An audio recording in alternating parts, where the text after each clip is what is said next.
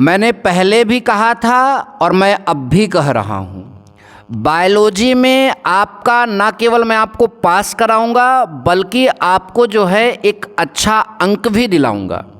लेकिन उससे पहले आप सभी को जितनी वीडियोस मेरे द्वारा प्रोवाइड कराई जा रही हैं इन सबको देखना होगा।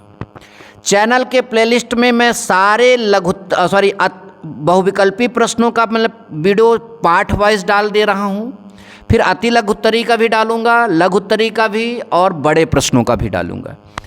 इस समय हम बहुविकल्पी प्रश्न पढ़ रहे हैं UP board exam 2024 class 12th biology के बहुविकल्पी प्रश्न। आज के इस वीडियो में कौन से पार्ट के इंपॉर्टेंट बहुविकल्पी प्रश्न हम देखेंगे, तो पार्ट 7 और पार्ट 7 और पार्ट 8 के हम महत्वपूर्ण बहुविकल्पी प्रश्न इस वीडियो के माध्यम से आप सभी को बताने वाले हैं। हमारा सबसे पहला क्वेश्चन इसमें जो निकल कर आ रहा है, निद्रा रोग किस जंतु के द्वारा होता है। यानी हमारे पास यहाँ पर कई ऑप्शन हैं, इसमें से कौन सा ऐसा ऑप्शन है जो निद्रा रोग मतलब कि उत्पन्न करता है, मतलब जिससे नींद आता है। तो इसमें हमारे पास जो है युगलिना है, प्लाज्मोडियम है, ट्रिपैनोसोमा है, अमीबा है। तो जो ट्रिपैनोसोमा होता है ये निद्रा रोग का कारण होता है, ठीक। तो इस जंतु के कारण निद्रा रोग होता है, ध्यान दीजिएगा। चिकनगुनिया विषाणु का वाहक है, जो चिकनगुनिया विषाणु है आप सबने नाम सुना होगा। तो आपको पता होगा कि मच्छर जो हैं वो किसी भी प्रकार के बुखार के जो हैं वाहक होते हैं मच्छर। यहाँ पर हमें चिकनगुनिया का बोलना है और आएगा प्रश्न, ध्यान देना, ऐसे प्रश्न आएंगे। तो कई ऑप्शन है हमारे पास, क्यूलेक्स मच्छर है, एडीज मच्छर है, एनोफिलीज मच्छर है, इनमें से कोई नहीं। तो एकदम रट लो भैया, एडीज मच्छर जो है वो चिकनगुनिया विषाणु का वाहक है। पीत ज्वर का वाहक है, जो पीत ज्वर होता है उसका वाहक यही आपका एडीज ही होगा।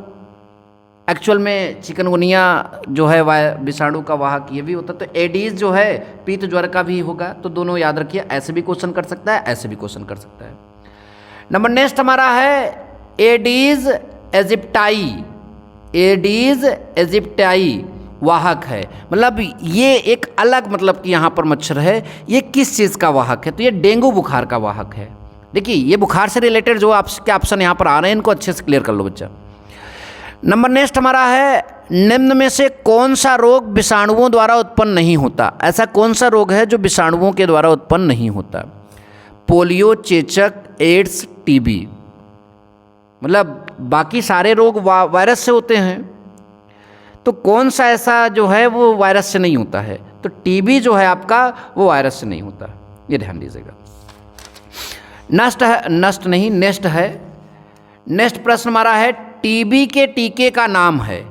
यानी टीबी के लिए एक टीका लगाया जाता है, उसका नाम है, तो नाम क्या है, BCG।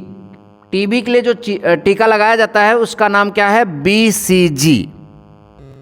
तो टीबी के टीके का नाम है BCG, ठीक। BCG टीबी के टीके में आपका लगाया जाता है। नेक्स्ट है आपका एंटी सीरम में होते हैं। जो आपका एंटी सीरम होता है उसमें क्या होता है, एंटी सीरम में एंटीबॉडी होगा, समझ में आ रहा है कि नहीं। एंटी सीरम में क्या होता है, एंटीबॉडी होता है, ठीक।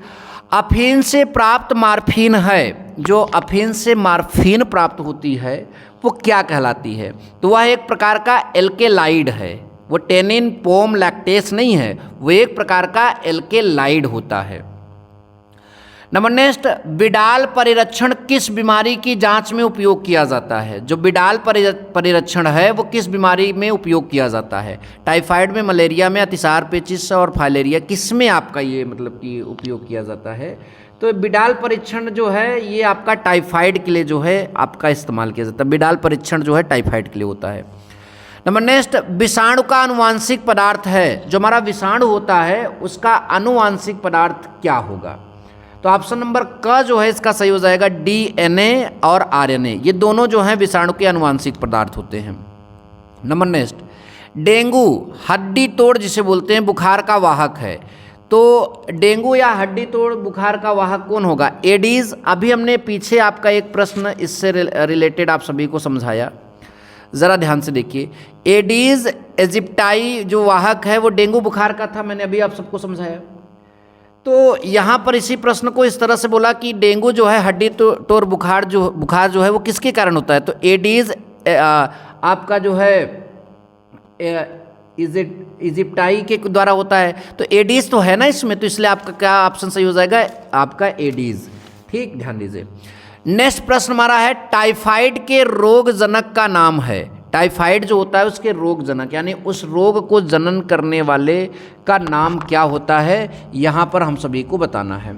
तो इसका सही जवाब होगा ऑप्शन नंबर ख, जो ये सा से सर होता है, इसका सही जवाब होगा साल्मोनेला। साल्मोनेला जो है वो टाइफाइड रोग के जनक का नाम है।